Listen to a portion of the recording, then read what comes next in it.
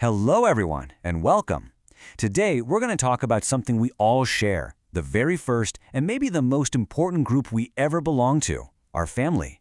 It's the place where we learn the ropes of life, and it really shapes who we become.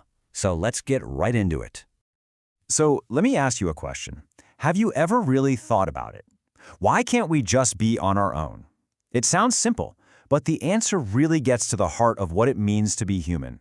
Why do we need other people around us to survive and, to be happy?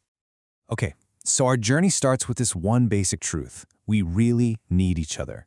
And this isn't just a nice thought, it's a fact of life.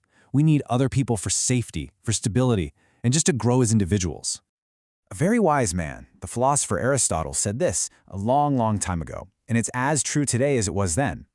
We are not designed to be alone. We're naturally wired to come together, to form communities. It's how we survive and build a stable life for ourselves. So, this natural need to be together leads us to form groups. But what really makes a bunch of people a proper group? How do these groups actually work to help us out? Let's take a closer look. A social group is way more than just a crowd of people in the same place.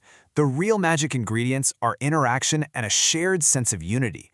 So you've got to have people talking, working together, and feeling like they're on the same team. And you can think about this on a really big scale.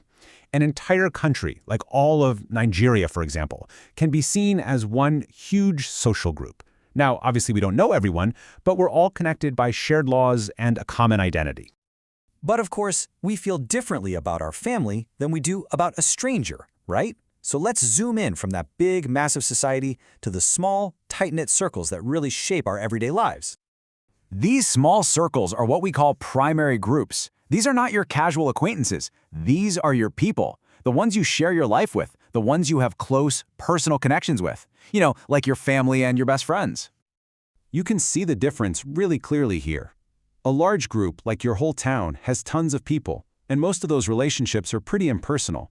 But a primary group, like your family, it's small, it's close, and it's built to last a lifetime. One is about existing together. The other is about truly connecting. And this brings us to the most fundamental primary group of them all, the very first one we ever know, the one that is the foundation of our entire society, the family. So what do we mean by family? Well, it's that basic social unit, and especially for us here in Nigeria, we know family is more than just mother, father, and children. It includes our grandparents, our uncles, our aunties, our cousins, that whole network of people that has our back. And that's exactly why the family is the perfect example of a primary group. It's not held together by some temporary goal. It's built on something much deeper, on love, on care, and on the promise that you'll work together and support each other for life. It's our first team. So, what are the special ingredients that make a family such a strong and unique group? Let's break down the key things that build those powerful, lifelong bonds. First, there's togetherness, that strong feeling of we. Then you have the emotional bond that connects everyone. This bond gets stronger through face-to-face interaction, just spending time talking and being together. This creates intimacy where you can share personal things. And crucially, these relationships are long-term. They're meant to last forever. And finally, there's a real concern for each other's welfare. You genuinely want the best for each other. All right, so let's do a quick recap. What are the most important things to remember? First, humans are social animals. We need groups.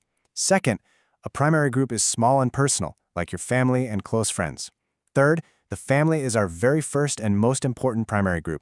And finally, it's defined by all those special things: togetherness, emotional bonds, and that lifelong support.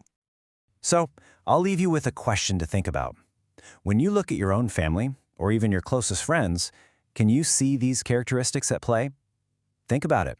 Recognizing them helps us appreciate just how important these people really are in our lives. Thanks for joining this explainer.